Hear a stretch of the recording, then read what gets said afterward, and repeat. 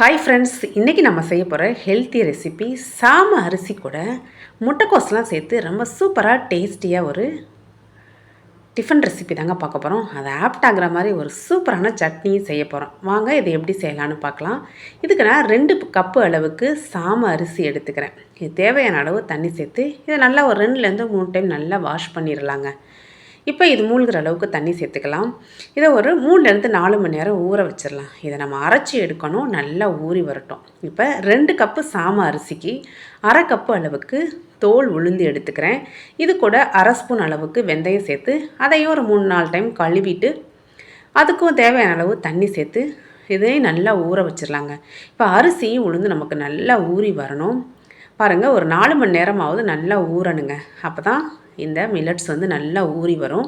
நமக்கு உளுந்துமே நல்லா ஊறி வந்துருச்சு. தோல் ஓரளவு கொஞ்சம் எடுபட்டுருச்சு. நீங்கள் தோலெல்லாம் கழுவிடாதீங்க, தோலோடையே சேர்த்து அரைச்சிக்கலாம். அந்த தோலில் தான் நமக்கு நிறைய சத்து இருக்குங்க. பாருங்கள், ஒரு மிக்ஸி ஜாருக்கு மாற்றி இதை நல்லா இந்த அளவுக்கு ஃபைனாக அரைச்சிடலாம். இப்போ அரைச்ச இந்த மாவை இந்த மாதிரி ஒரு மிக்சிங் பவுலுக்கு ட்ரான்ஸ்ஃபர் பண்ணிக்கிறேன். இப்போ நம்ம ஊற வச்சுருக்க சாம அரிசியுமே சேர்த்து அதே மிக்சியிலேயே நல்லா இந்த மாதிரி ஃபைனாக அரைச்சிடலாங்க. அரிசியையும் உளுந்தையும் நல்லா அரைச்சி நல்லா ஒன்று சேர கலந்து விட்டுறணும். இப்போ இந்த உளுந்து கூடையே நான் அரைச்ச சாம அரிசியையும் சேர்த்துக்கிறேன். அந்த மிக்சியில் மட்டும் ரொம்ப கொஞ்சமாக தண்ணி சேர்த்து அதையும் உள்ளே சேர்த்துக்கலாம். இந்த மாவுக்கு தேவையான அளவு உப்பு சேர்த்து நல்லா கைகளை வச்சு நல்லா கரைச்சி விட்டுறலாங்க. இதை நம்ம புளிக்க வச்சு எடுக்க போகிறோம். ஸ்டார்டிங்லேயே ரொம்ப தண்ணி ஊற்றிடாதீங்க. கொஞ்சமாக தண்ணி ஊற்றி நல்லா உப்பு போட்டு கரைச்சதுக்கப்புறம் இதை மூடி வச்சு நான் ஓவர் நைட் புளிக்க வச்சு எடுத்திருக்கேன். பாருங்கள், மாவு நல்லா பொங்கி வந்திருக்கு. ஓரளவு நல்லா இந்தளவுக்காவது பொங்கி வரணுங்க. அப்போ தான் நமக்கு செய்ய போகிற தோசை அடை எல்லாமே ஓரளவுக்கு சாஃப்டாக இருக்கும். இப்போ இதை நல்லா நம்ம கலந்து எடுத்துக்கலாம். இப்போ இந்த சாம அரிசி இந்த தோசை கூட நாம் முட்டைக்கோசு சேர்த்து தான் செய்ய போகிறோம். நான் இந்த மாதிரி முட்டைக்கோசு ஒரு 1/4 பகுதி எடுத்துக்கிறேன். ஒரு 2 கேரட் எடுத்துக்கிறேன். இதை கேரட் துருவியில் வச்சு நல்லா ஃபைனாக அந்த மாதிரி துருவி எடுத்துடலாங்க. நல்லா சின்ன கண்ணாக இருக்கும் இல்லையா, அதில் வச்சு நல்லா துருவி எடுத்துக்கலாம். ஒரு வெங்காயம் கூட கட் பண்ணி வச்சுருக்கேன். இப்போ இந்த மாவுலேருந்து கொஞ்சமாக எடுத்துக்கலாம். தேவையான அளவு எடுத்ததுக்கப்புறம் நம்ம துருவி வச்சுருக்க கேரட்டு, முட்டைக்கோசு, வெங்காயம் எல்லாத்தையும் உள்ளே சேர்த்துக்கலாங்க. இது கூட கொஞ்சமாக பொடி பொடியாக கட் பண்ண கருவேப்பிலை, மல்லி இலை சேர்த்துக்கிறேன்.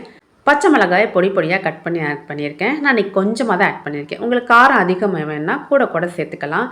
இது கூட 1/4 ஸ்பூன் அளவுக்கு ஜீரகத்தூள், கொஞ்சமாக மஞ்சள் தூள் சேர்த்துக்கலாங்க.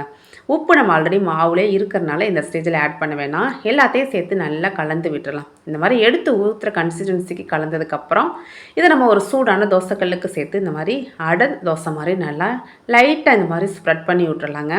இதுக்கு நல்லா தேவையான அளவு எண்ணெய் சேர்த்து இதை மூடி வச்சு நல்லா 2 சைடும் திருப்பி விட்டு வேக வச்சு எடுத்தோன்னா இந்த ஹெல்த்தி சாம அரிசி முட்டைக்கோசு சேர்த்த இந்த ரெசிபி சூப்பராக ரெடியாகி வந்துடுங்க. இது சாப்பிட்றதுக்கு நல்ல டேஸ்ட்டாக இருக்குங்க. முட்டைக்கோசு நல்லா அதிகமாகவே சேருங்க. கேரட் ஆப்ஷனல் தான். முட்டைக்கோசு சேர்த்து செய்யும்போது டேஸ்ட் இன்னும் நல்லாயிருக்கும். கண்டிப்பாக ட்ரை பண்ணி பாருங்கங்க. டயபெட்டிஸ்க்கான உள்ளவங்களுக்குலாம் இந்த ரெசிபி ரொம்ப யூஸ்ஃபுல்லாக இருக்கும். இந்த சாம அரிசியில் செய்கிற ரெசிபிக்கு நம்ம சூப்பரான ஒரு சட்னி ரெடி பண்ண போகிறோங்க. இது கூட நான் ஒரு சவ் எடுத்துக்கிறேன். இது தோலெல்லாம் எடுத்துகிட்டு நல்லா சின்னதாக பொடி பொடியாக கட் பண்ணி வச்சுக்கலாங்க. பாருங்கள், இந்த அளவுக்கு கட் பண்ணி வச்சுக்கோங்க. இப்போ ஒரு பேனில் கொஞ்சமாக எண்ணெய் விட்டுக்கலாம். இது கூட 3 காஞ்ச மிளகா நம்ம கட் பண்ணி வச்சுருக்க சவ்வையும் சேர்த்துக்கலாங்க. இது கூட ஓரளவுக்கு இதை லைட்டாக கலந்ததுக்கப்புறம் ஒரு பெரிய சைஸ் தக்காளி ஆட் பண்ணியிருக்கேன். தக்காளி ரொம்ப அதிகம்லாம் வேணாம், பெரிய சைஸில் 1 போதும். தக்காளி இது வதக்கிற அளவுக்கு கொஞ்சமாக உப்பு சேர்த்துக்கலாம். இது கூட ஒரு சின்ன துண்டு புளி ஆட் பண்ணிக்கிறேன். ஒரு கொத்து கருவேப்பிலையை சேர்த்துக்கிறேன். இந்த மாதிரி சட்னி செய்யும்போது கருவேப்பிலையை இந்த மாதிரி வதக்கி அரைச்சிருங்க. அப்போ தான் குழந்தைங்கள்லாம் சாப்பிடுவாங்க. இது கூட ஒரு சின்ன துண்டு இஞ்சியும் சேர்த்து தேவைப்பட்டால் கொஞ்சமாக தண்ணி தெளித்து இந்த அளவுக்கு சுருளை நம்ம வதக்கி எடுத்துக்கலாங்க. இதை நல்லா ஆறுனதுக்கப்புறம் ஒரு மிக்ஸி ஜாருக்கு ஆட் பண்ணிக்கலாம். இது கூட நல்லா கை நிறைய வறுத்த வேர்க்கடலை சேர்த்துக்கிறேன். வேர்க்கடலை கண்டிப்பாக சேருங்க, டேஸ்ட்டு சூப்பராக இருக்கும். இப்போ பாருங்கள், அரைச்சி எடுத்தாச்சு. நம்மளோட சட்னியும் ரெடிங்க.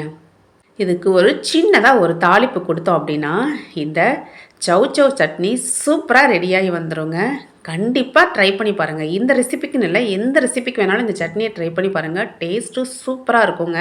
அதே மாவுலேயே கொஞ்சமாக தண்ணி ஊற்றி தோசை மாவு கன்சிஸ்டன்சி கரைச்சி சூடான தோசைக்கல்லுக்கு மாற்றி இந்த மாதிரி ஸ்ப்ரெட் பண்ணி விட்டுறலாம். இதுக்கு கொஞ்சமாக எண்ணெய் சேர்த்து இதை மூடி வச்சு வேக வச்சு எடுத்தோன்னா இந்த கருப்பு உளுந்து சாம அரிசி சேர்த்த இந்த ஹெல்த்தி தோசை ரெடிங்க. நம்ம ரெடி பண்ண சட்னிக்கும் இந்த தோசைக்கும் சூப்பராக இருக்குங்க. இந்த மாதிரி மில்லட்ஸில் செய்கிற தோசை எல்லாமே நீங்கள் சூடாகவே சாப்பிட ட்ரை பண்ணுங்க. அப்போ தான் டேஸ்ட்டு நல்லாயிருக்கும். ஆற விட்டோம் அப்படின்னா ஒரு டேஸ்ட் நமக்கு டிஃப்ரெண்ட்டாக இருக்க மாதிரி இருக்கும். கண்டிப்பாக நீங்களும் இந்த ரெசிபியை மறக்காமல் ட்ரை பண்ணி பாருங்கள். இது மாதிரி நிறைய மில்லட்ஸ் ரெசிபிஸ் நம்ம சேனலில் இருக்குங்க. மறக்காமல் செக் பண்ணி பாருங்கள். அப்படியே ஷீலா எர்னட் சேனலையும் சப்ஸ்கிரைப் பண்ணிடுங்க ஃப்ரெண்ட்ஸ். தேங்க்ஸ் ஃபார் வாட்சிங்.